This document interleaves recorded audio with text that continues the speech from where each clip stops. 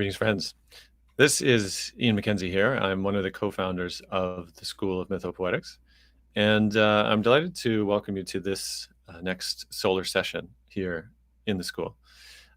Those of you who may be joining us who've never heard of the school quite yet, I'd love to share just a little bit about it. School of Mythopoetics is about a year old now, and it brings together folks who are deeply inspired by and practitioners of this way of really reawakening the mythic imagination on these times. And that can be through a number of access points, through storytelling, through myth, poetry, ritual, and really around the access of regenerating culture.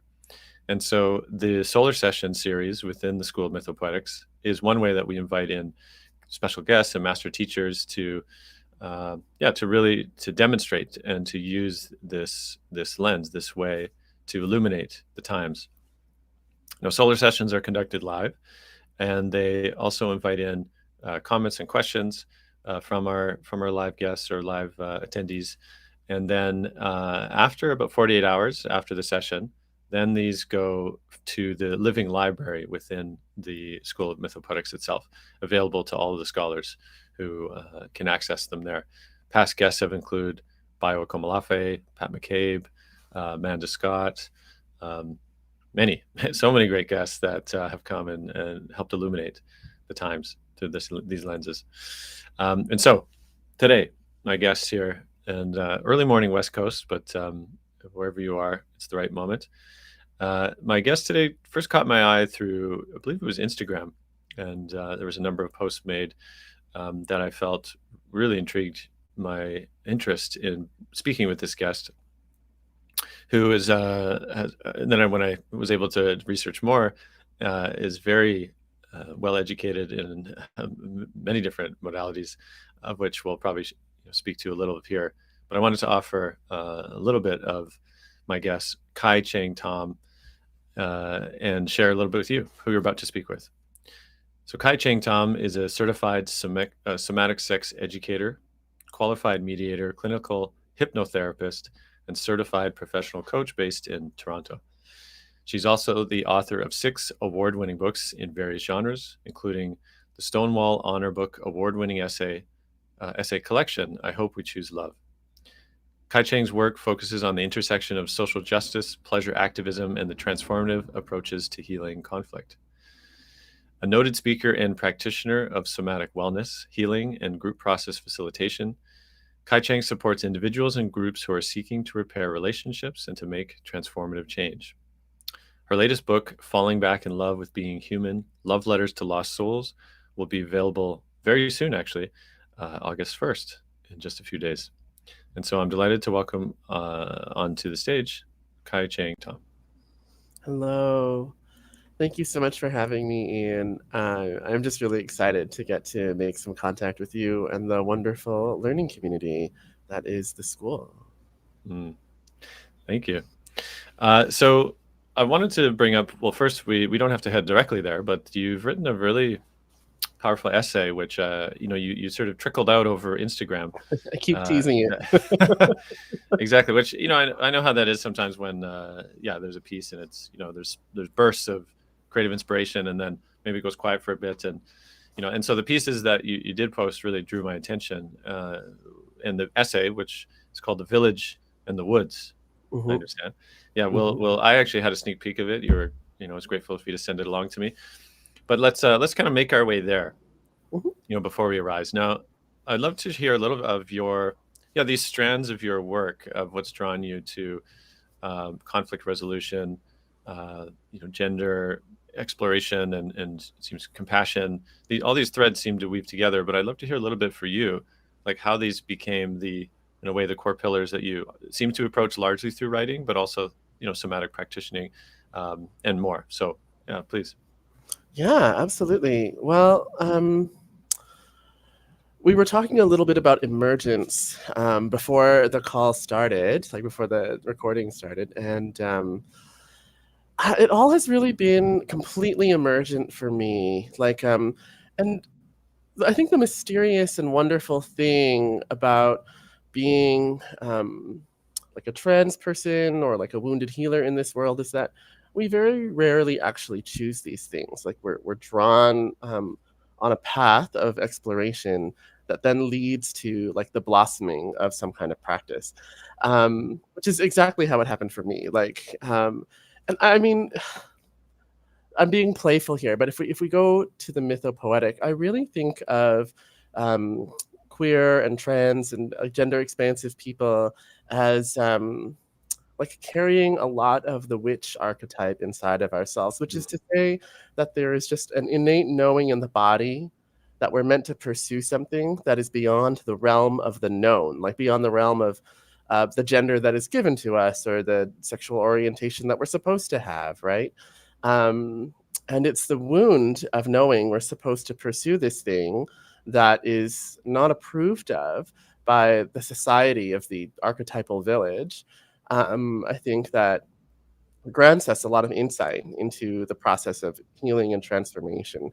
At least that's the way it worked for me. Like I started out as this like trans kid growing up in suburban Vancouver, and I was like, "What's going on? What's wrong with me?" And the more I learned about mental health, social justice, the more I started to wonder, like, okay, maybe there's not something wrong with me. What's wrong with the world around me?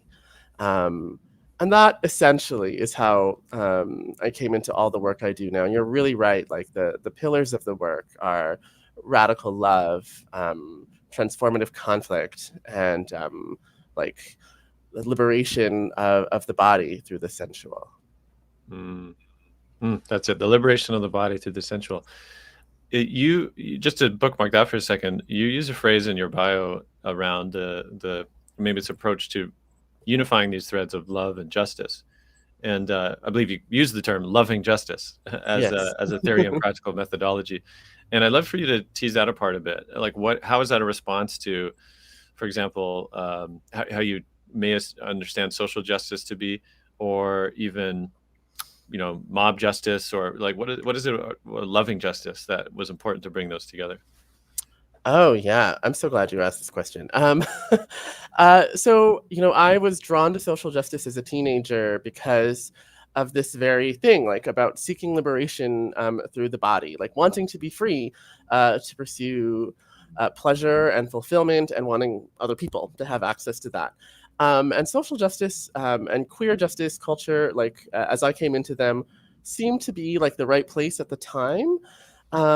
Like there was so much rhetoric around freedom, sex positivity, radical love, except actually the embodied practice that I experienced in the world of activism was generally not that. Like it actually really seemed to be like a reenactment of like purity culture and like rigid ways of thinking. And I'm not saying that to malign the activism world. I just mean to say, I think that when we are steeped in systemic oppression, um, the worldview and the mindset of that oppression remains inside of us, even when we are actively trying to build a different world.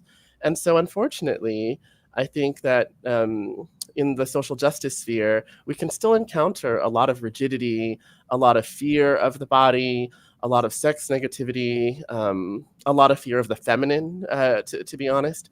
Um, and for me, loving justice was an attempt to speak back, like against what I perceive to be prevailing currents in the social justice world, which are like rigid, punitive focused, about demanding ideological purity from people. For me, loving justice is about accepting that the human body is a leaky container. We are messy. We are monstrous, even. And actually, that's not something to be feared. That's something to be celebrated. And when we go into the dangerous territory of leaking onto other people, right? Like when we cross one another's boundaries and stuff, the way back to right relationship, I think, is love and not punishment. Mm. Mm. This is something I think we'll return to, certainly as one of the core axes of the essay that was named Mhm. earlier on. And I want to touch on something too. Another aspect of your history there is that you spent 7 years training in social work in clinical mental health, and Yes. practiced 4 years as a clinical social worker around trauma, sexuality, gender, family systems. And my curiosity is, what emerged from that time? Like, what did you see there that has really informed now what you seem, passionately lit up about, that perhaps the quote, the mainstream maybe doesn't know because they haven't spent time in these realms and with these folks. Yeah, what has emerged from that? Ooh, yeah. Well, the world of clinical mental health um, holds many wisdoms, but it also holds many terrors. um, and I think what I saw there was an equal helping of both. Um, I think what I really value and treasure from that time in my life is that I had to, as all social workers really do, I had to encounter such a wide variety of people from such a wide variety of backgrounds and places in life who were suffering. Um, and I think to be a good practitioner of social work or psychotherapy, which is hard to do, like I think it's a moving target being a good practitioner of social work because of the oppressive history of that profession. To be really good at it, we have to set aside our own ideology and really meet people where they are at. Um, the ideology that is central actually has to be one that is emergent and not rigid and focused on right relationship with the people in front of us rather than what we think is good for them or what we think they should want. Um, and that's always a struggle in the heart of the social work world because to do the work well, we have to focus on right relationship. But the mandate of the clinical sphere is to, in some ways, enforce and uphold the law. And trying to dance between those two poles is what tends to burn social workers out, what causes social workers to become jaded and like to leave like the realm of the liberatory and become the kind of like a social worker people don't want to see. Right. It's like this constant struggle, and that's what I bring with me like to the work that lights me up now. I think is the knowledge that we do have to meet each other where we are at, um, and that we're trying to build like a different world, one where emergence and the unfolding mystery of right relationship um, isn't constrained by like a rigid set of ideals like colonial law, for example. Mhm, Does that make mhm, sense? mhm. Yeah, I hear that. And I think the quote that comes to me, which I don't believe you used in your essay, but you're probably familiar with, is, I think it was Audre Lorde: "The master's tools could not dismantle the Oh master's yes, I love that force," one. right? Yeah, and so there's some recognition of like, oh, wait a second, the way that we're trying to get to where we wish to go requires a different set of skills, a different way of meeting the moment, meeting the relationship where it's at, I hear. And now turning to your essay, now The Village in the Mhm. Woods, which I think, yeah, binds a lot of these themes together. You speak of initially, I think it was at university, right? Mhm. When you came into, like, you didn't put it in quotations, but you made it title case, "How I Learned to Be a Young Queer Activist." There, Yes. like, there's some sense, like almost like a very iconic, moment and time for you. And there's one line you said: "They were deeply obsessed with sex, but they also seemed very afraid of it." Yes. Like something along those lines, like this, like, and I hear the pleasure element, right? Of like, wait, but is there pleasure in it? Like this sort of, railing against how it is. And but something I do want to point out from the essay, and this is naming what you've already brought forth, is, and I'd love to read this line. It says, there's something haunting in the parallels essentially between your own upbringing in the evangelical Christian church and the Mhm. particular notion of charmed enclaves of ideologically enlightened people, communities with supposed self knowledge of the nature of good and evil, who must constantly defend themselves, from the putrefying encroachment of evil. Oh, that is a good line. Good job, That's pretty good, right? Passman. Yeah. That's pretty good. You get your line read back to you and you're like, well, that's pretty good. So there's something around this recognition of this parallel, right? And I'd love for you to speak a little more of that now, as I think what we're doing, what was so exciting for me about this essay applied to this conversation was, what I see is you're applying essentially a mythic understanding to what can seem very in a sort of horizontal, flatlined, literal conversation, right? Or landscape, a landscape of the literal. It just feels like it's one against the other, right? It's just clear one against the other. But suddenly when you illuminate the topography of the mythic, suddenly much more becomes possible. And so, yeah, I'd love if you could maybe start here with this. How did you notice those parallels? And, what a kind of terrifying but necessary thing to recognize. Yes, well, I just got chills as you articulated that thing about using the landscape of the mythic. I was like, oh, you're right. That is what's happening. I'm like, so I so appreciate that. And yeah, to your question, I mean, it's sort of like the benefit of having grown up in a Chinese evangelical family. I should say it's mostly my mom. My dad is not so into the religion part. Just in case you're listening, Dad. But yeah, the gift of growing up, influenced by Christian evangelical ideology, and then coming into like a radical queer ideology, is that I did get to really deeply explore both of those things. And both of them are actually heavily inflected by a mythology of their own, of course, the mythology of the Christ figure, and the mythology within radical queer culture, which tends to be located around like sort of like archetypes of chosen family and community, and the and the heroic figure, the magician arising out of chaos, to bring like a new world into being. And yeah, I mean, what was haunting and terrifying is, in my evangelical upbringing as a queer person, it was very clear, like, that I wasn't free, right? Like that, according to that mythology, a part of my soul was the devil, right? This innate knowing that I was into men, and that I wanted to wear dresses, like that was, part of the devil.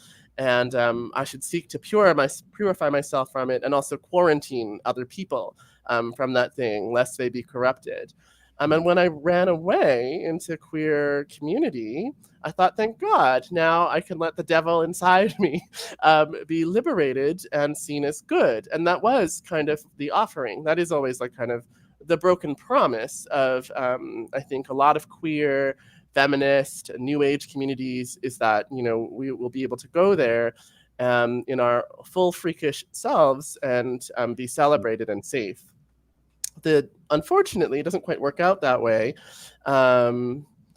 because of again, this sort of weird haunting reenactment that happens, right? And so what I notice in queer community, and yeah, a lot of the other kinds of progressive communities that I've come into contact with, is there's this sort of initial fascination with the sexual, which, by the way, happens in evangelical community as well. There's like whoa, like there's a recognition of the power in the sensual, the embodied, but there is also this terror of it. And I think the double bind that progressive communities tend to place us in, like everyone in around sex, is this sort of the message that, oh, sex is good and we should be having it. But if you have it wrong, if you have it in the wrong way, then you're a bad person and a monster. And the thing is, nobody really knows how to have sex in the right way, right? Like, the sensual is mysterious, it is dynamic and iterative, so it's chaotic and changing, which means we are absolutely going to feel frightened, triggered, terrified while it's happening.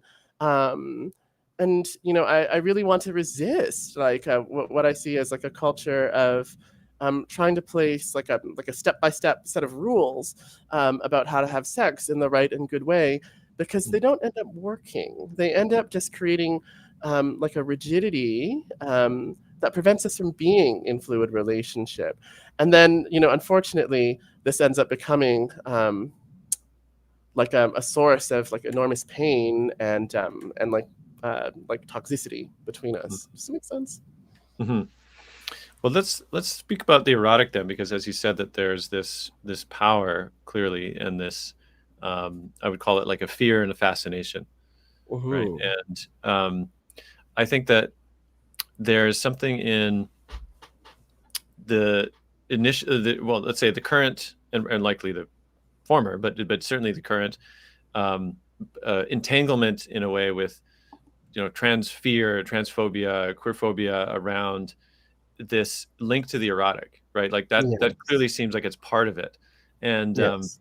there's something in that is like so like radioactive in a way, and I say that in quotations because it brings up, I think, a lot of the latent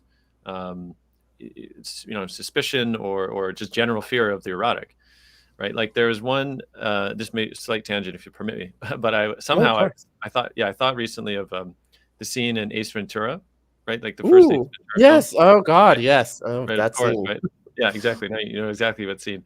But back in the day, this might have been what, early '90s, and It I was was. thinking of Yeah. that scene, right? Yeah, and I recall it. Of course, anybody who hasn't seen it, there's this scene. I believe it parodies the Crying Game, uh, Mm-hmm.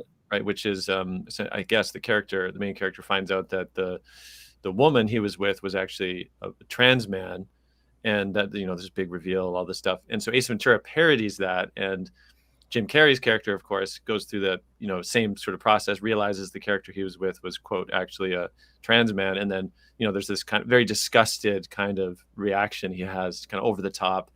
And this essay I was reading was, I believe, written by also a trans person. I can't remember if it's trans woman or man, but it was very interesting how it said, of course, that scene would be very difficult to play now without a huge backlash, but Mm-hmm. that it sort of tapped into a kind of latent fear of, in this case, perhaps like a cis man's attraction to Yes. that transgressive archetype, right? And so in that Mm-hmm. sense, because it Mm-hmm. was so radioactive in a sense, like that, allowing that in, the truth of Mm-hmm. that in, to say a sort of colonized cis binary paradigm, it was like that has to be violently suppressed, right? So Yes. I guess what I'm trying to say is, right, I'm curious again, there's this deep link between the erotic and it's almost Mm-hmm. seductive power and depth, and the sort of Mm-hmm. unintegrated eros within the culture itself, like even within the binary system. So anyway, I just thought I'd lay that out a bit, and I'm sure something stirred for you.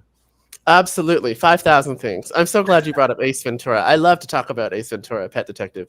Um, yeah. And I mean, to ground that conversation, right, like, you're absolutely right. Like it is about the erotic. And I think the culture of panic, which is really um, like the central element of that essay that we're talking about, The Village in the Woods, I think begins with a fear of the erotic and the embodied, right? Um, you're pointing here to what drives the culture of transphobia and queerphobia is the link to the erotic, and I would say if we extrapolate that a little bit, like even beyond queerphobia, when we get to like the problem of, say, call out culture or cancel culture, as it appears on the left or on the right, there's this like kind of obsessive kind of desire to purify the body of like unwanted ideology or unwanted desire, right? Like if only I can just like get inside myself and like scrub out all the bad things, then I'll be the perfect activist or the perfect Christian,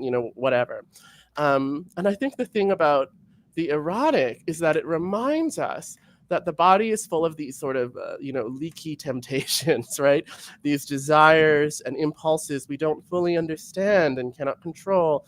And the tragedy is that when we try to control them, we end up often causing more harm than good. And when I think about Ace Ventura, Pet Detective, right, it does.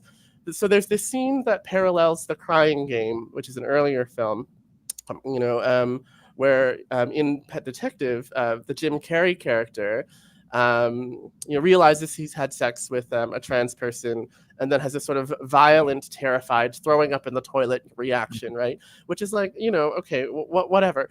It shows something. I think what haunts me about that film is the parallel between that scene and the denouement of the film, which is where that same trans woman is identified as the villain, and then is like stripped naked in front of a group of police officers, who then, when they see her body, because there's a shot that actually shows that she has a penis, right, like underneath her underwear, all start throwing up in front of her.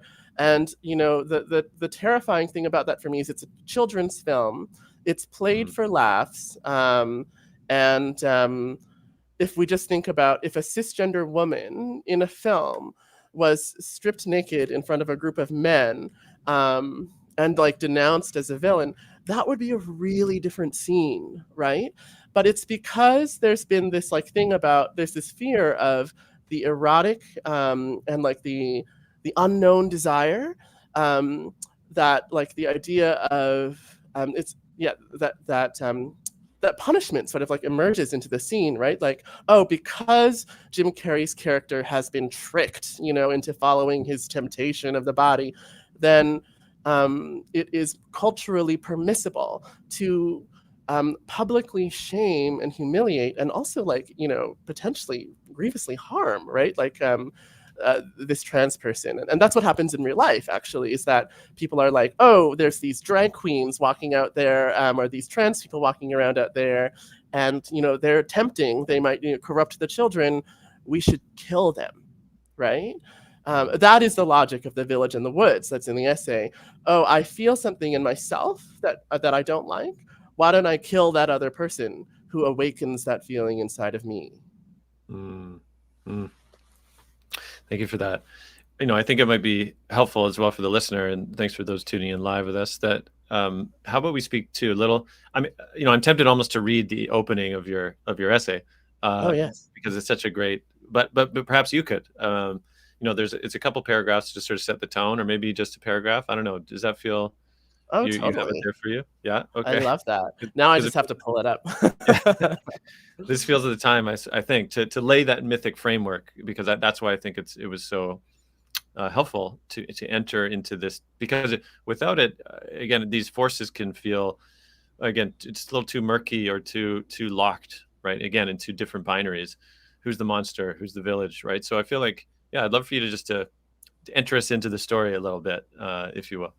Sure. Yeah. Are we thinking to read Just like the Once from? Upon a Time, just Oh for yeah, let's do that. I for love a that. paragraph or two. How about that? Yeah. Yeah. Okay. Once upon a time.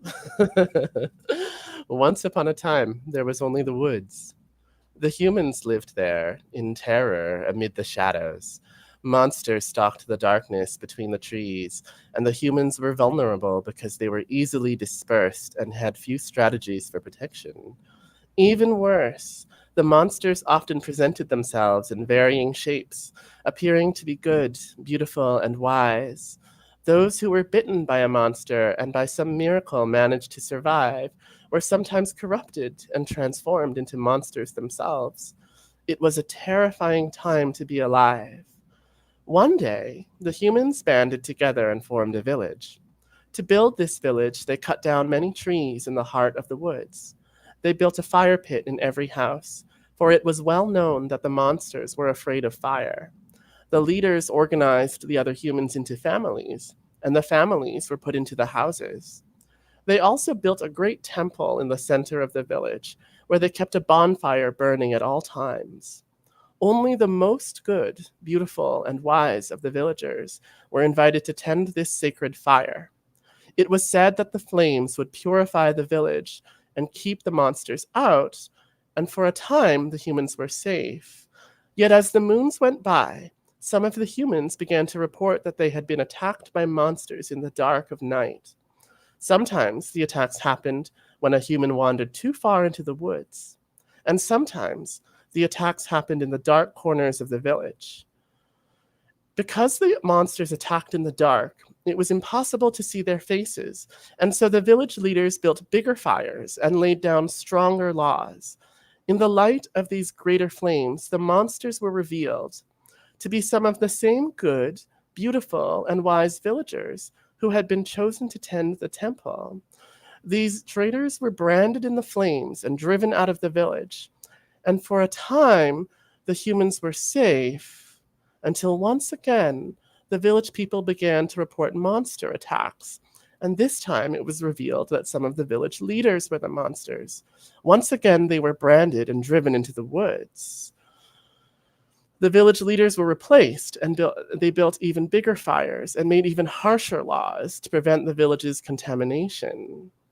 And beyond the village, in the dark of the woods, the monsters still hide, along with the humans who were caught breaking the rules. It is said that the two groups have become so intermingled it is difficult to tell one from the other, the monsters and the exiled humans in the woods. It is said that they are waiting for their time, waiting to strike or to tell their story. No one knows.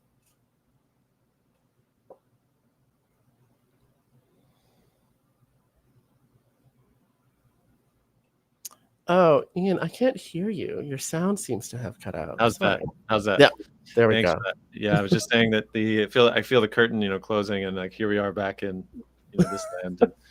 And thank you for that evocative invocation. And I'd love to. You do it in the essay, but again, to open up now. So how do I understand the village? How to understand the woods? Maybe we start there, and that interplay between what I see as civilization and essentially the uncivilized. The wicked paganry, as the Irish might say. But yes. I love that. that dynamic. I'd be curious to hear how you illuminate that further. Yeah. I'm trying to make it simple. Okay, so in the archetypal landscape, the village, I would see that as like the realm of the known and the conscious and the ordered. Those parts of ourselves and the collective that we can see and understand easily, that feel safe and unchallenging to us. And beyond the village, there is the landscape of the woods, which I would characterize as the place of the unknown inside of ourselves and the unknown inside of the collective, the other as well, that mysterious place that we tend to be afraid of because we don't know what's out there, right? And also because in the unknown there is risk. There is the possibility of pain. There always is, right? And yet also in the woods, there is temptation, because in the unknown parts of the self and in the unknown parts of the other, there is the erotic, the mysterious, the powerful, the emergent. And so we are simultaneously drawn to the woods from the village, and we are terrified of the woods and try to stay in the village, right? And this thing about fire, right, is that we try to illuminate the darkness from within the village. We use we might call like enlightenment knowledge, right? Or like the creation of collective knowledge to try to shed illumination into the shadows of the woods, which is not a bad idea, actually. Like, that's great. What happens that gets a little weird is when we start to become too worshipful of the fire and to demonize the darkness. And that's where we start to become like, we get sort of the emergence of zealotry and ideological purity culture, where we start to create intense like rules or like punitive paradigms, because we're trying to restrict the woods. We start to say, don't explore the woods, that's bad. Stay here in the village. Yeah. Thank you for that. It strikes me, you used the word panic earlier, right? And I'm sure you may or may not know, right, the origins of the word panic from Pan, right? The god Yes. Pan. And of course, when we talk about essentially the wild erotic, this force, I've done a lot of work with the mythopoetic men's movement, right? Like sort of the strands of Mhm. Robert Bly and Iron Very John. cool. And Mhm. he talks a lot about this idea of of course, the wild man, which is often misrepresented as a kind of, I don't know, a kind of like a overly aggressive or some kind of, this like violent and aggressive. And Mhm. the distinguishment, at least that Bly makes there, is he calls it the difference between the savage man and the wild man. Right, the Mhm. savage man is more, you hear, going into a mall and shooting it up, right? Like that's that kind Mhm. of just reckless violence. Mhm. It's often by men, right? Is Mhm. that kind of savagery, and one way to understand that is that that's actually not wild in the sense that the old understanding, like as if wild is to mean deep attunement with the Mhm. intelligence of wildness, right? Of Mhm. life itself. And that's how I also understand Pan, of course, right? The god that I believe was also maybe perhaps an inspiration for how we get the Christianized version of the devil, I think so, right? That yes. yeah, like the half man, half goat, the often with horns, and that's usually the depiction, at least mythic and mythologically, right, of this kind of terrorizing satanic figure. And yet, of course, in the earlier times, that was actually understood to be a deeply attuned figure, right? That was actually the protector of the forest. And Mhm. so I see in this interplay, like the tides of the times and how well, how we cast the characters in the play, right, can make them seem nefarious or heroic, or Mhm. everything in between. And you do this even further, right? You talk about the different archetypes. Maybe you could illuminate now, the priest and the witch and those. Oh, yeah. It yes, well, yeah, how we cast the characters in the play and, like, who we give time on stage really changes how we understand the story, right? And, yes, if we look at this, kind of the idea of, like, the landscape of the village, we tend to see there are some archetypes that emerge in this story, of panic and, like, the struggle of good versus evil, right? Like, in the first place, we have this idea that the village is enlightened, right? Like, literally by, the light of the fire, enlightened and cast against the darkness of the woods where the monsters live, right? And I mean, some archetypes I think that a lot of us can recognize in our own communities, right, in our own enclaves, are like the archetype of the priest, like the leader who seems to know, right, like who seems to be given like a mandate from the divine to tell us what is good. There are literal priests in the Christian church. But there are also priest-like figures, I think, in any cultural or ideological movement. People in social justice movements, for example, who like acquire notoriety and like followers for their political ideology.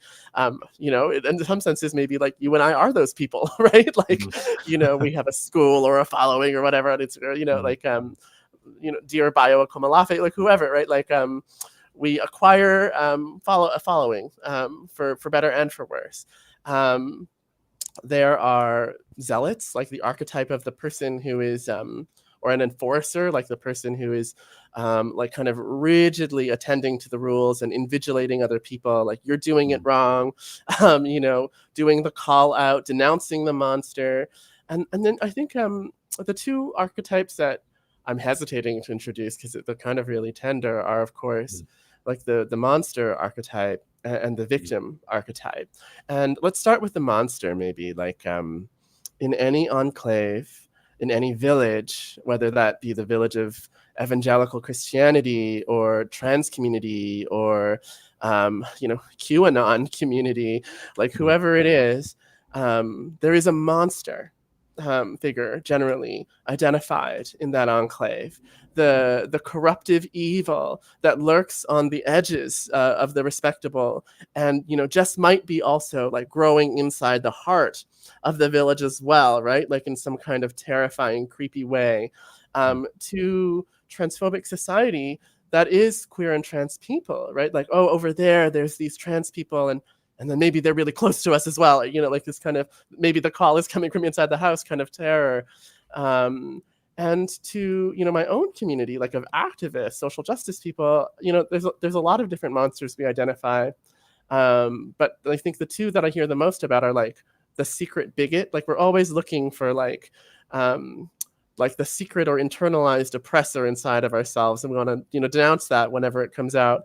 And then there is like the secret abuser, right? The person in, say, the progressive men's movement or the feminist movement who is secretly doing some kind of abuse and also needs to be denounced and driven out. And I want to be really careful here and say, abuse is real. Like, abuse is real. It does happen in every community, and it isn't acceptable. That said, I think what we're talking about here is not so much a refutation of the fact that abuse occurs, but like just to notice that this mythologizing idea of the secret monster is there, like, you know, and our response to it tends to be this panicked kind of response that comes from like the villagers kind of archetype, like, you grab the pitchforks and the torches and burn them out. And while that is a deeply understandable response, it doesn't work. It doesn't work because all of us carry like a seed of the monster inside of us, and getting rid of one doesn't actually mean that we are dealing with the monstrous, you know, in a helpful or healing way. And then I guess the corollary archetype to that is the victim archetype, right? Like the person who is violated or experiences violation.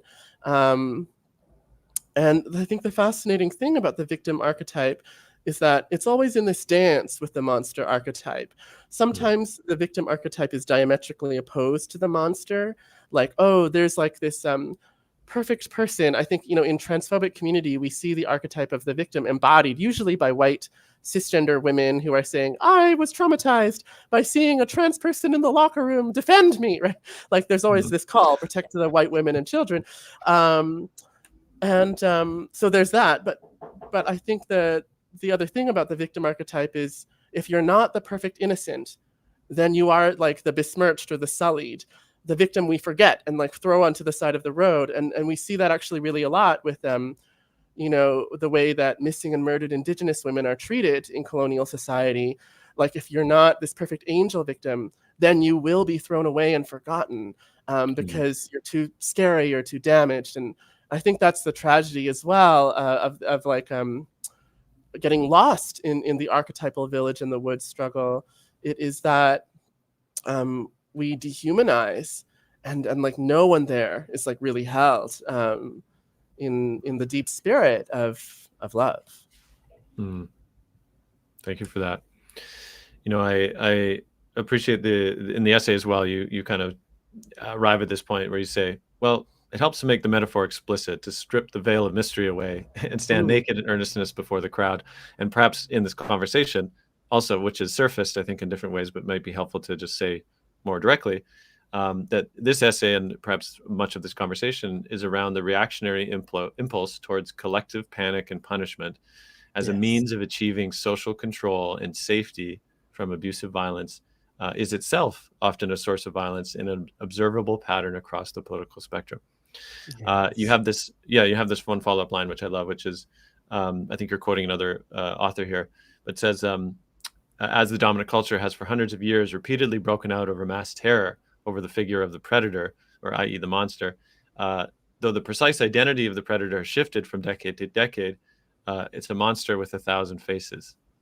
Which is a brilliant line there. And I see that in the sense of so much of this, the conversation around these like shifting forces, particularly around gender, as I think you even said gender, maybe liberation or something earlier, or trans experience, or the kind of, I would call it, I mean, depending on where you're standing, a kind of imposition, right, on the norm of the sort of trans imposition. This is the way it is now. You gotta get on with the program.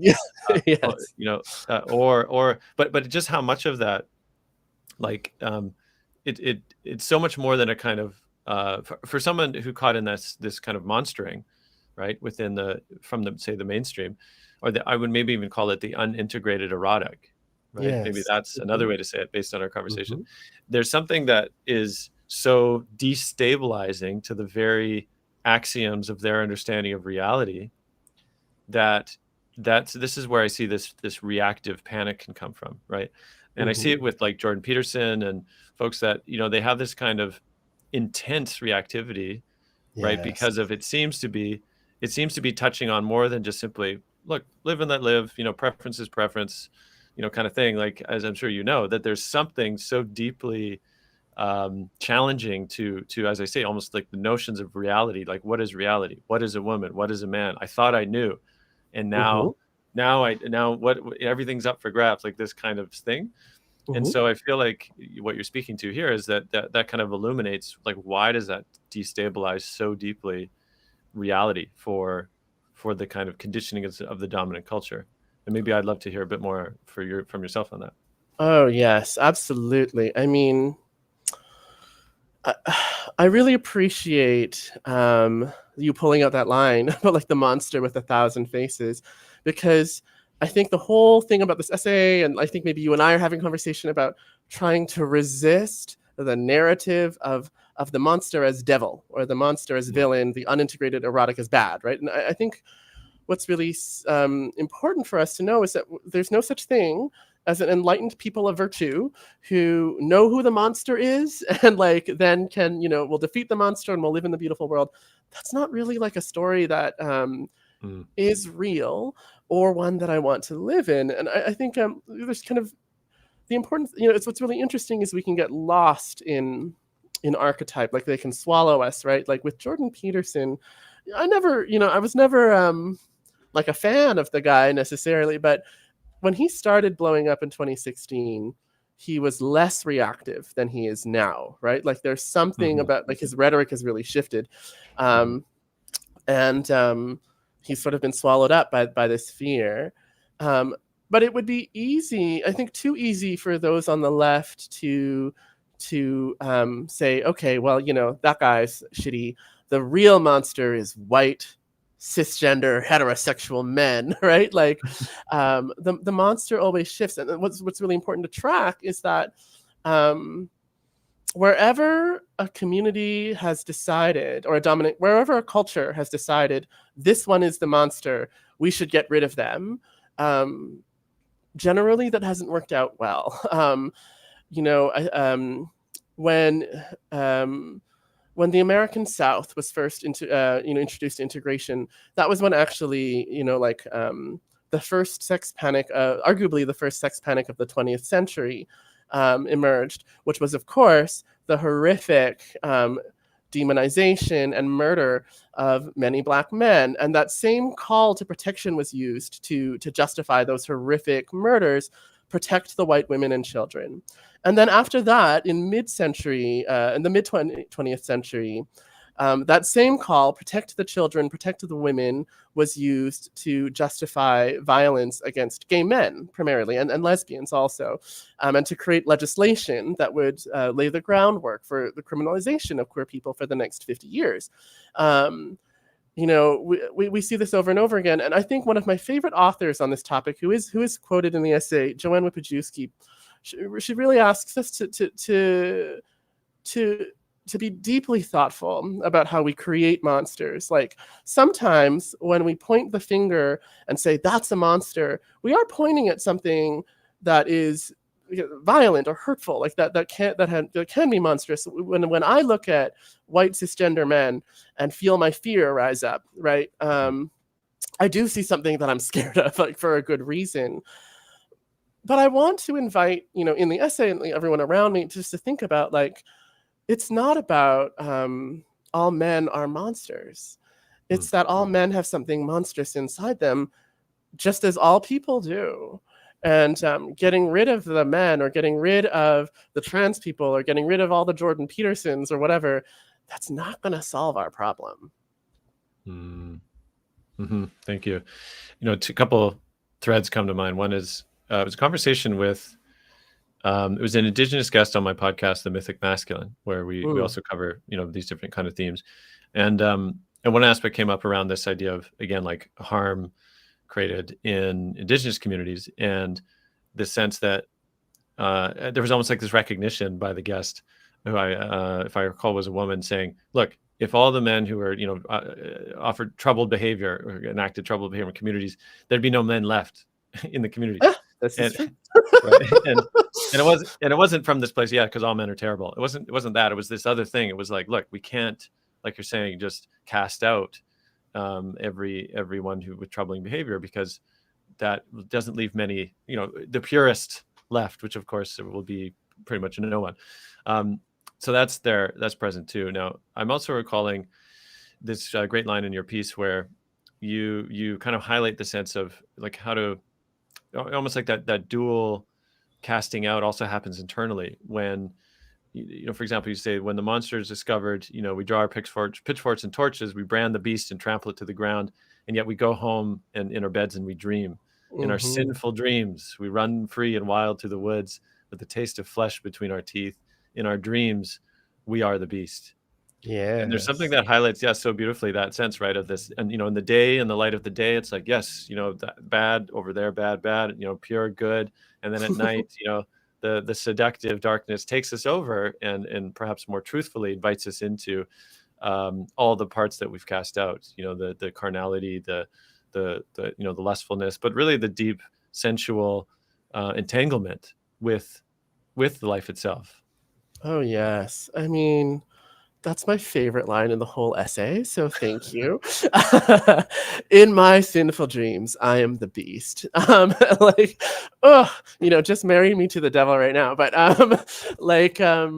well, okay. Again, I always want to do these parallel examples because I'm very committed to resisting like the notion of like the right is stupid and bad and the left is good and amazing, because it's not. Although I prefer the left, I will say. But yeah, the dual example that comes to mind here for me is like, this sort of almost hackneyed trope now of like the Republican white guy senator or like, lawmaker of some kind who, intensively campaigns for, anti-gay laws, and then at some point is caught in a hotel room with, 5 or 6 strapping male sex workers, right? Like, in our sinful dreams, we're the beast. I think, that is the unintegrated erotic, of course. I'm also, there's these amazing pink pigeons that are flying around outside my window as I'm talking about the unintegrated erotic right now. This is kind of amazing. The thing is that, my favorite definition of a monster, which is very Jungian, is that a monster is the creature that we fear to see in the mirror, that we recurrently see in others, right? So this, the anti-gay Republican who's having sex with male sex workers is always like seeing his own feared reflection in, all the gay men out there. What I find fascinating about J.K. Rowling, actually, famed author of the Harry Potter series and, self-proclaimed gender-critical feminist, is that she released a statement in 2020 or 2021 about her stance on gender issues. And she comes out kind of saying she's trying to be nuanced. It's not the nuance that I would prefer. But the thing I find fascinating in that essay is she says that in her own adolescence, she felt gender dysphoria and might have been trans had she been raised in a different time. And, I'm just like, oh my God, like, can we just sit down and talk about this? Like, there's just so much longing for the freedom of the monstrous inside us. And then, to bring the left into this, what I see on the left, is like this intense focus sometimes on like getting the right language, always use the correct pronoun and never use an outdated term and don't make a problematic joke. And if you do, we'll cancel you, but like secretly, I mean, how many of us are like sitting in the living room and being like, oh my God, like thank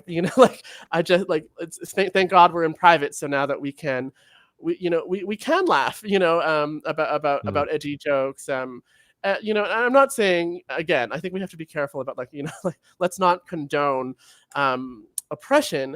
I'm just saying that we put on these faces of goodness in the public on the left, and then in private, we actually long for a different freedom. And again, there's so much here to be learned about what is the wisdom of the monster. Beautiful. What is the wisdom of the monster? I'm got my eye on the time, and I'm deeply appreciating our conversation. And I would just love to offer for those tuning in live, if they did have comments or questions, that feel free to drop it in the chat, and we can find a way to hopefully weave it in the next about 30 that we have here in our conversation. And as we're waiting for that, I'd love to bring up this tale, The Wisdom of the Monster. And you actually reference beautifully the Eastern folktale of Vasilisa Yes. in the essay. And so, I'm reading this, I'm just going, this is too good. This is exactly what the school is about. And it's the visit to Baba Yaga, of course, this sort of infamous figure of the sort of crone witch figure within, I think, largely a sort of Russian or Boreal cultures. But I'd be curious, again, if you brought that in intentionally, obviously you wrote about it, but how do you see this as either metaphor or another archetype or a figure to help illuminate a different way forward in this thorny patch of complexity? Yes. Well, Baba Yaga. I love her so much. My I guess my date, one of my dates, would like to would probably want me to say Baba Yaga is Ukrainian. But yeah, anyway, she's somewhere in there in Eastern Europe. She so Baba Yaga is the crone. She's the witch, and I think she's Baba Yaga is so much like an archetypal witch, that so powerful and so intense in her embodiment, in myth and in image, that maybe she is the monster in some cases. But I do like to distinguish the archetype of the witch and the archetype of the monster, and you can probably be both, right, at the same time. But I think of the witch as the part of as the part of the human that is unafraid of the woods, that has embraced the shadow, and has come to know monsters. Sometimes in the carnal sense too. If we keep on talking about the erotic here, we might really think about the witch as the one who consorts with the devil, right? And this was actually really, this was the source of some witch burnings, in historic Salem, and other kind of witch panics in colonial North America, where the actual charge would be that women had gone into the woods, taken off their clothes, and lain with the devil. And I'm just sort of like, that sounds kind of hot. The witch is the one who knows that there is something to love in the monster, not just because they're sexy and cool, but because there's a wisdom in the monster. And the witch is the one who goes back and forth between the village and the woods, which is not an unfraught proposition. Sometimes you go into the woods, have some fun times with a monster, and then you come back and the villagers are like, we have to burn you to death, right? And sometimes, you go into the woods and meet a monster, and the monster does eat you, like, a la, Little Red Riding Hood.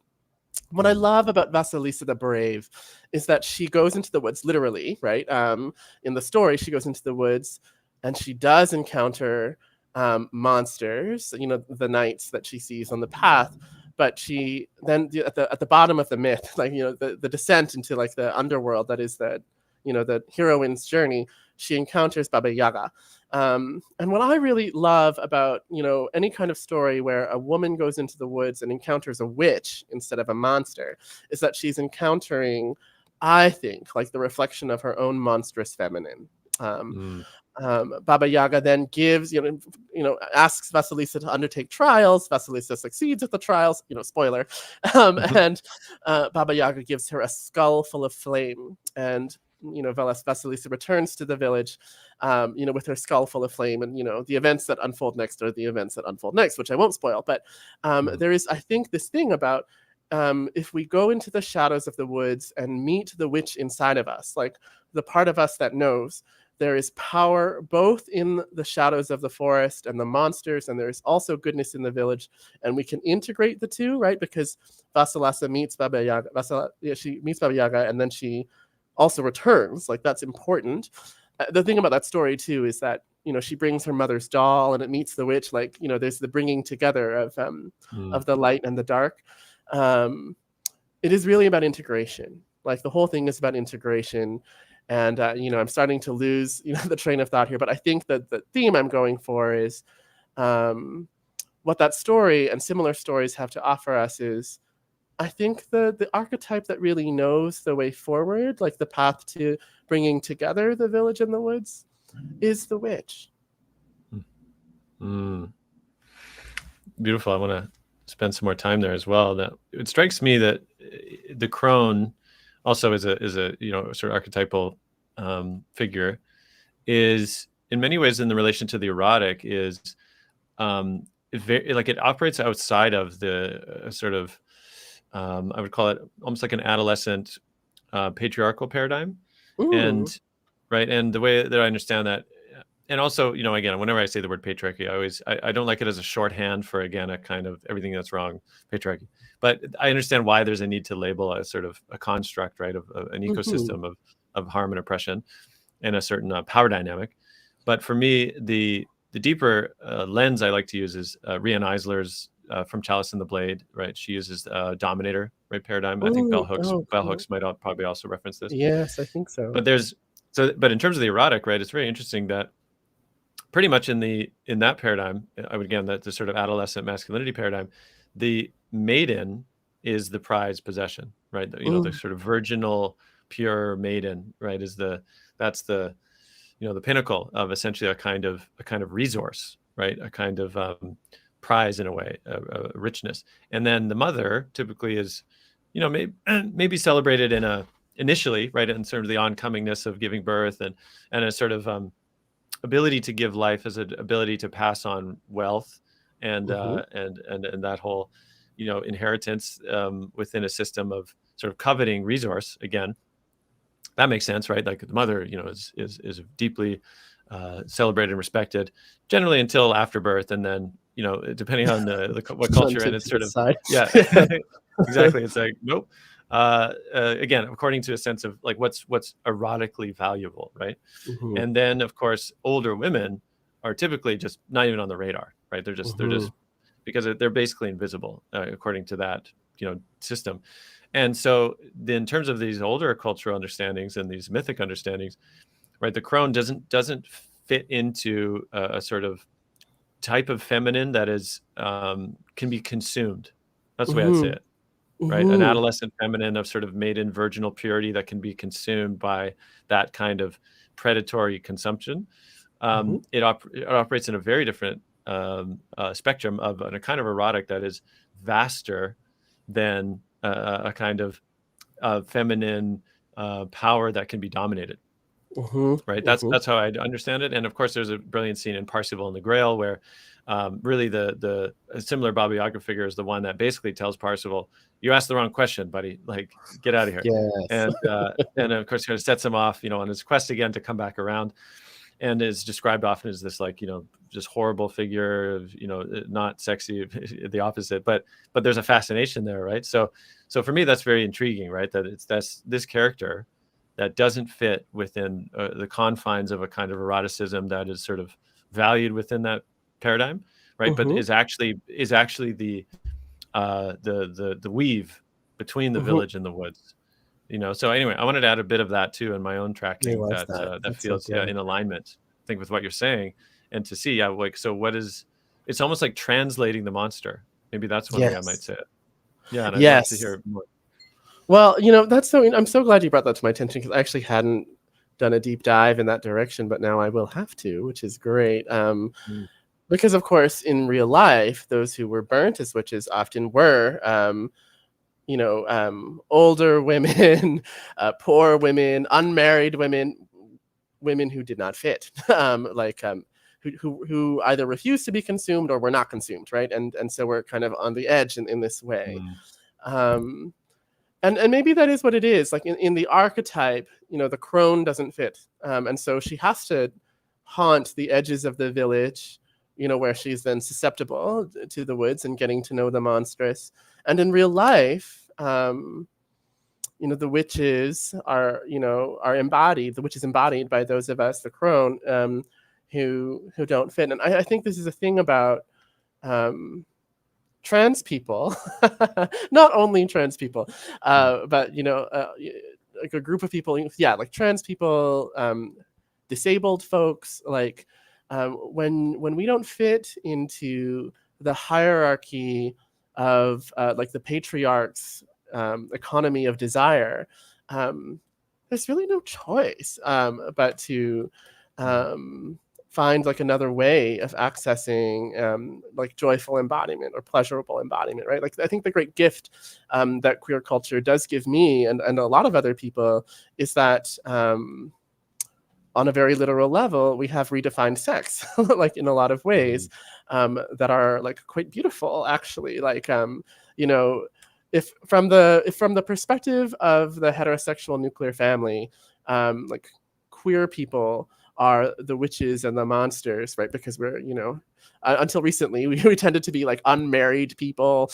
like who would like age into like apparent spinsterhood or whatever. But what maybe a lot of heterosexuals don't know about queer people is that we tend to be having pretty amazing sex and building really kind of cool kinship networks out of that. You know, the village of heterosexuality might enjoy. There was a couple great gems there with the, I think you called it the patriarch's economy of desire. Yes. Right, or something like that. Oh, gotta remember that. And then this other piece, the village of, what do you say? The village of heterosexuals or something? Yeah, the village of heterosexuals. That's pretty good. What comes to me, again, this is now a question of, you know, again, it's a curiosity that sort of swims up around essentially like an approach to social, I don't know if design is quite the right word, but almost like the social architecture, because you know, I follow certain accounts on Instagram that are, you know, very, I would call them almost like very traditional, almost like a regressive traditional right sort of resurgence, and they're by youngers, you know, younger men in particular. It seems like younger white men who have this like, you know, they're this. I mean, one's called masculine revival, and you know, this kind of stuff. And there's a very, I would call it like longing and almost, and even like a kind of a vehement stance to return to what they consider to be a kind of, you know, simpler time of relational dynamics were much more clear. You know, the man is the head of the household, the women, you know, and I parody a little bit, but I also, you know, I have a bit of sympathy for a sense of the simplicity, not of power over the woman, to be like, you do what I say, that's the best way. It's not quite like that, right? It's this kind of noble depiction often of this, you know, the woman has her domain of the home, but she's very well, you know, trusted and as her insight and intuition, and the man is the protector, and then, you know, the kids, and that's the best vessel for a kind of stable society, right? Like that's usually where it kind of comes down to. And so for me, you know, again, I see it and I have a compassion for that understanding, and I almost have this curiosity, because if I say, okay, that's that understanding of that paradigm, right? That it's like the nuclear family unit is the core, you know, block of that culture or that social understanding, and then that's built upon, you know, you have, I guess, you know, communities or streets or whatever it is, and then you have like society, and then you have civilization. So from that to me is, I guess, the kind of architectural DNA of domination culture, I might say. And again, I don't say that even kind of cynically in a sense, because that kind of embeds a certain degree of understanding of power dynamics, right? And I have a certain degree of sympathy in a sense of what is, quote, a stable vessel of home, because of course when families blow apart for whatever reason, of course, you know, it really is devastating, of course, to children to not have a certain degree of stability, right, in their home, for sure, right, in a sense of so I'm not, again, romanticizing that understanding, but I am curious for you that, like, you know, so here's folks maybe in that village that's sort of teetering or burning down in some ways, right? And they're like, where do we go? Or like, what's this other village you're talking about? You know, like, because like, how is society organized ultimately within, you know, is it a relational anarchy? You know, and I studied that in a bit, even practiced that for a bit, but some sense of, you know, there's no hierarchy anymore. It's like everybody's equal. And like, how does that arrange society in some way that feels stable enough, you know, to kind of uphold, I don't say civilization as it is, because obviously that's pretty problematic. But anyway, I just was curious for you to ruminate on that for a second, right? Like, what do you see emerging as a kind of social fabric in you know, a community of others, in a way, from, you know, the dominant paradigm? Oh yeah, well, I mean, I think my whole thing is that sort of the curse of the village in the woods is that, we brand the monsters and they're driven out, and then they try to create the monsters, then declare themselves the new humans and like make a new village. That's like sort of the difficult story of my life, is that I think queer community, like the community of others, like the village of monsters, declares itself the new humans and then creates new rules. And that has been my experience, is that a lot of queer communities have unfortunately, have their own struggles to deal with when it comes to reenacting power dynamics and that kind of thing. And I will say, what's sympathetic about all of that to me, like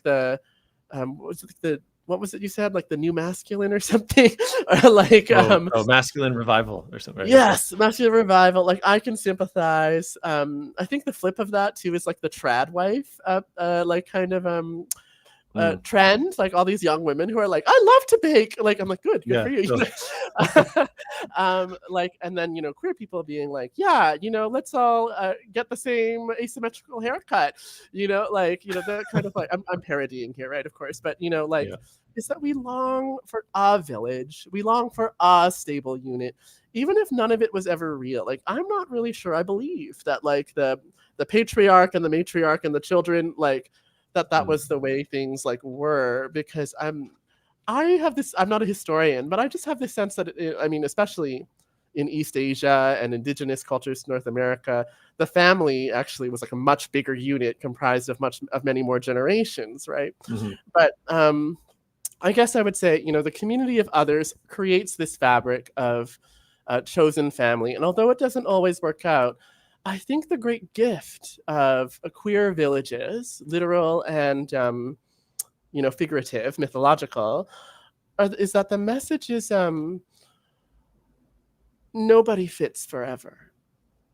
Nobody fits forever, and the stable unit does fall apart, and then we can actually find one another and create new structures based on desire rather than on rule making. And that's really important, because yes, there could be a man and a woman and 3 to 10 children, but always in the 10 children, one of them will be disabled and not actually a candidate for marriage in the patriarch's economy of desire.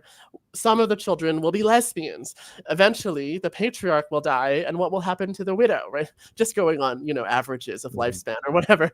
Like, the unit will dissolve, and then what, right? And that's why, the community of others, the village of queers, is like always there, like kind of on the other side of the woods, saying, eventually you'll come to us, right? Which they then do, and then we have all our own troubles. And I think the last thing I'll say about this is, I think that part of the answer is the village of others, or the village of queers, or whatever we want to call it, knows something that the village of the patriarch doesn't. Just because we've been kicked out of the village of the patriarch. So, you have to learn something from that. But we don't know everything. And I think it's that we return to emergence here. We live in a collapsing world, climate crisis, AI is taking over jobs, all this change. We don't know what the social fabric is going to be. And I think there's something really important about just allowing the chaos to happen, while holding on to like some kind of value of, reciprocity or right relationship, so that we can see what comes next. And I think when we try too hard to go back to the past, or, we have some sort of idealized future and we try to force it to happen the way that the like the communist did in the 50s, like we're gonna run into tragedy, like even more tragedy than necessary that way. I'm glad you mentioned the sort of the village of other. So what does that have to teach? The dominant village, the village of the patriarchs, and that to me strikes me as this kind of deeper layers of trans, right? As something that travels across, right? Or that's sort of my understanding, right, of the etymology. Yes, and yes. versus maybe subversive in a sense, right? Which is maybe typically how it sort of tends to be used. But this idea of like, so what is the medicine of one who can travel across, right? Yes. And in a sense, it's the recognition of the trickster is present in that, right? The one Mm-hmm. that can decouple from and see outside of a paradigm that can be constricting, and of course has been in so many ways, and creates harm, and then also go across to say, yeah, the village in the woods, and then return again. And so that to me that's missed, right, in the panic, right? Yes. This sort of the triangulation of good guys, victim, monster, like that, as you say, like that comes from, it seems to be this deep longing for some kind of certainty in an increasingly chaotic world. Mm-hmm. And so that there can be compassion for that, of course, right? To say, Of well, course. with everything shifting, is like, wow, what can I hang on to? What's like the life raft in all of this? And yet, Mm-hmm. and that can invoke this reactive triangulations that simply create and perpetuate patterns that reinforce, right, where we've been. And if we need to get Yes. somewhere, if we truly need to get somewhere new, or perhaps a new iteration Mm-hmm. of, I would call it, in the spiral of what has been and what could be, that Mm-hmm. a different kind of intelligence, a different kind of skill set is needed to navigate. And Yes. this is where, again, I love in the essay you've arrived at, a number of sort of key, tenets, but also, of course, emergence, which you've named below as well. And so maybe I'd love to spend a bit more time there as well. Of when you say cultivate emergence, right, within this capacity, how does that provide a way of navigating and being nimble in a sense, right, of what seems to be needed in these times? Oh, yes. Well, I mean, of course, here we must shout out Emergent Strategy by, the genius Adrienne Marie Brown, Mhm. um, who, I think really inspires, in many ways, this essay, many conversations, out there in the world, and the one that you and I are having now. For me, cultivating emergence is, oh my gosh, like I I really love this description of the spiral between what could be, what has been, and what could be. Like for me, it's about staying in the question, right? Like emergence, like cultivating it means, I think, like developing the skill set to be in complexity and to be in chaos, and to create and be with pattern inside of chaos without rigidly adhering to the pattern. It's a set of principles, right? And I think the Mm. example that Adrienne uses a lot is like the example of flocking, or like, Mhm. how do the birds know what formation to be in when they're in a Mhm. flock of, hundreds or thousands? They're following embodied principle. They know they should be a certain distance from this other bird, and like all this kind of thing. And humans can do this too. I was actually just in a theater for living workshop with David Diamond, who's another genius out there on the West Coast. Um, we were just doing these simple theater games, that are about creating community. And those simple games, emerge something really deep from within us, which is that actually, if we let go of what we think should be, like, and we lean into the chaos of like, whoa, like we're running around with all these other human beings, and maybe our eyes are closed or something, maybe we're touching each other, I don't know. Um, Patterns that are deeply meaningful and really powerful do emerge. And that doesn't mean we never use discernment. Like we do actually have to like say, no, that kind of pattern is not what we're going for, or this behavior is, not appropriate to this community. But we're not saying like, oh, we have to make this particular image real life. We're saying, okay, let's be with one another, follow some basic principles, and see what happens. And I think there's this willingness to see what's going to happen, um, that is the core of emergence for me. Mm. Mm. Yeah, I love that image. And the curiosity I have too is like how to be in a, like what to listen for in a sense, or even how to track one's own reactivity, right? Mhm. Especially now when it's so easy, right, of course, to just suddenly get on, Twitter or That's whatever, true. and just launch into write some reactive comments and immediately triangulate, right? So I guess that's my curiosity too, is what might you offer, even from a, say, in a somatic or an embodied lens, right? To say, wait a second, okay, how to notice when I'm locking myself into these, paradigm, and like, what do I need to attune to bring back a sense of maybe, nuance or flexibility, or presence, right? That might be Mm. useful. I wonder if you might have any just little tools, as we close our conversation today. Oh, totally. Yeah. I mean, that's a deep conversation. I would say, in the generative somatics lineage, they say you are what you practice, or you become what you practice. And so I think the first step is like, when we talk about reactivity, is noticing like, okay, how often am I the person who like jumps online and makes a bunch of comments without getting into another person's perspective? Like, how much does my body follow the pattern of this is the way, the only right way, and I will not consider, these other people's ways, because then they'll contaminate me, right? And there's like there is usually a felt sense to that pattern, as there is a felt sense to every pattern. And that felt sense tends to be this like kind of constricted, kind of racing heart. I must defend. And, the words even become patterned, like protect the children, protect the children, protect the children, like becomes this sort of mantra that drives reactive behavior. But if what we really want is to cultivate emergence and actually like protect people in a nurturing and generative way, I would say that the first step is just to pause. Like, when we feel the impulse inside of us to, leap forward and get online, or to like jump in front of somebody and point the accusing finger, that's all still an option. I wouldn't want to take that option away from people. I think just something to add is, what my teacher, Kathin Jesse, calls the sacred pause.